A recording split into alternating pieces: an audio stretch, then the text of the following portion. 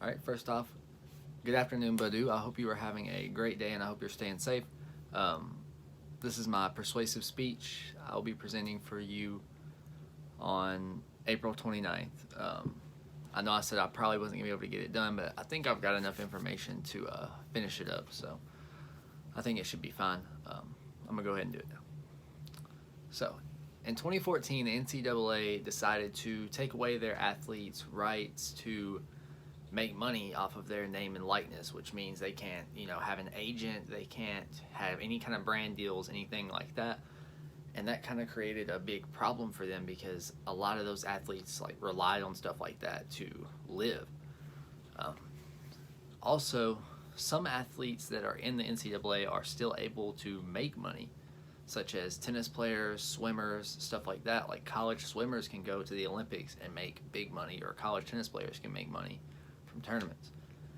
And also, this is kind of changing a little bit with the NCAA is working on kind of bringing back the ability for their athletes to make money off their name and likeness. So, and a lot of this, like them coming back to wanting their athletes to be able to make money, is due to the fact that they have players going overseas now. There's players just in the last few weeks, actually. There's been a lot of players that are just signing to the G League, like their development league, the NBA's development league, straight out of high school and going straight there to just do a year there and then go pro, because you can't make money playing for a college and they're living terribly. So several professional athletes have actually talked about this. I know one of them was, I believe, Mario Chalmers. He talked about how he kind of had trouble living in school, and that's why he only decided to play for a certain amount of years at the school he went to, because he said he was eating like ramen noodles every day and he just wasn't living healthy. He didn't even have money to eat, and like some of the big colleges just don't provide their players with the, I guess, things they need. So today I'll kind of speak about why college athletes deserve the right to be able to sell their name and likeness and what that is going to entitle. So first off, I want to talk about what the college athletes do for their school, and the harm that they can put themselves in. So back in 1955 was the first time a college athlete ever died playing a sport. This was actually college football. His name was Ray Dennison, and he played for Fort Lewis A&M.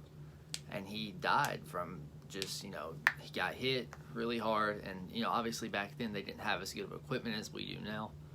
But he got hit, and then he was just dead. And, he was a college football player. So his family obviously struggled with trying to bury him and all the stuff like that, because, he wasn't making any money. So also, and then another case of something very similar to this was actually in 1974 when Kent Waldrop, who was a TCU running back, was paralyzed. So he didn't have money to pay his hospital bills, anything like that, and it was very difficult on his family and on him.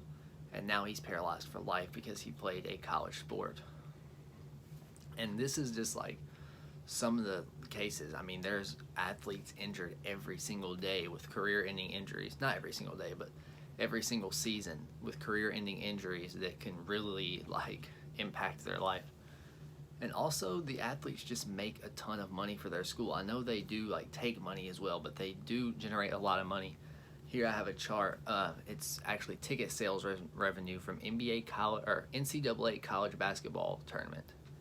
And the NCAA in 2013 made almost $72 million from ticket sales alone. That's not including ad revenue, anything like that. So that's literally just ticket sales. $71 million. So the NCAA is making money off these athletes, but they're not paying the athletes. Now, next I want to talk about how some of the athletes still are allowed to make money, just not be paid by the NCAA. And this is, like I mentioned earlier, college tennis players and college swimmers. Actually, I believe, not I believe, there was a swimmer who was a Division I swimmer who won an Olympic medal in 2016. His name was Joseph Schooling, and he was allowed to receive $740,000 and was able to keep it, even though he made money off of his talent. Even though, the football players, the baseball players, the basketball players, they can't do this. They're not allowed to make money.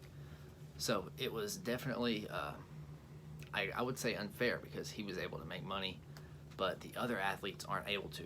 This being said, and this actually is kind of a shot at myself, because I'm also a tennis player, and I was going to play college tennis, but college tennis players are allowed to make up to $10,000 a year off of prize money. That means that if they go and they win some kind of tournament somewhere and they're given $10,000 for winning, guess what?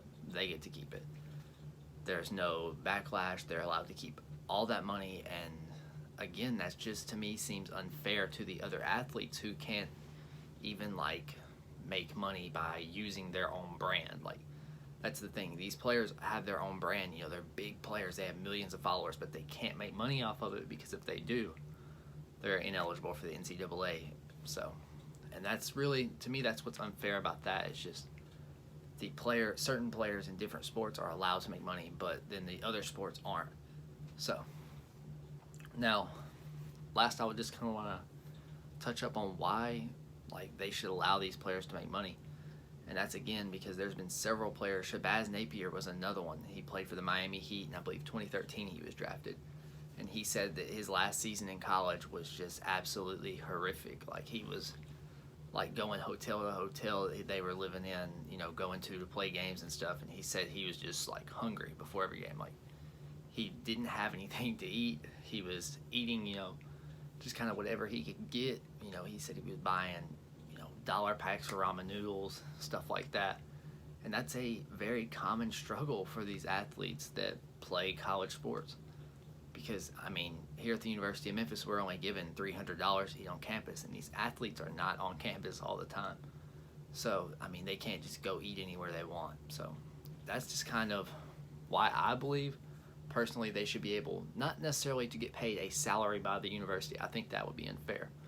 But I do believe that these athletes should be able to make money off of their name and likeness, and be able to just generate profit, based on whatever they want to do, whether it's brand deals, the NCAA games that they used to make, their Instagram, their Twitter, their TikTok, anything, their YouTube channel.